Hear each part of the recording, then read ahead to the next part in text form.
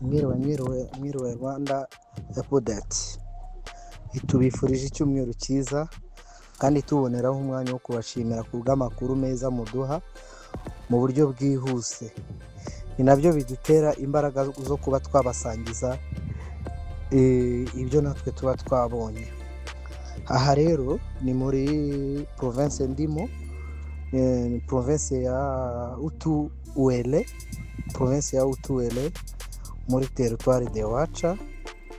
Abo ni abana b'abanyarwanda. Ababyeyi babo ejo babafunze nijoro.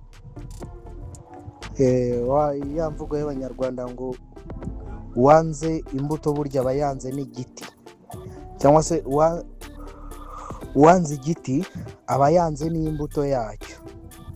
Ejo rero abangaba bafashe ababyeyi babo nijoro, nabumva ni abanyarwanda nabo bamaze igihe kirekire ino, ariko uwo mugabo ni umunyarwanda n'umugore akaba umunyarwanda, bose ni abatutsi, ni bene wacu.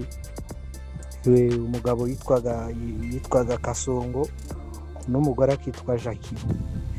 Ejo rero barabafunze nijoro ngo ni ibyitso bya M23, kandi mu by'ukuri kuva M23 yatangira nta nubwo ntibazi n'inzira abanza ijyayo, ariko kubera ko gusa ari abanyarwanda ejo barabafunze nijoro, ntabwo tuzi aho babajyanye.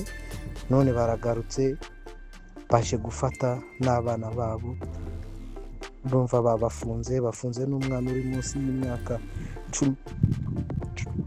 15, n'umwana uri munsi y'imyaka 15 nawe babafunze, babapakije mu modoka.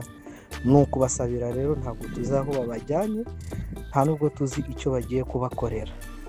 So ni ukudusabira, wenda natwe nubwo dufite abakomeye turi ntavogerwa, ariko hari igihe byaduhindukirana natwe, nubwo duhari twigengesera.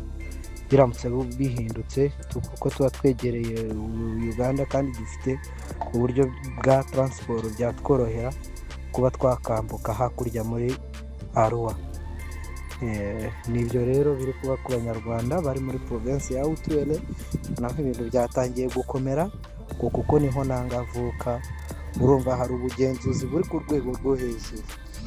Sawa rero, murakoze.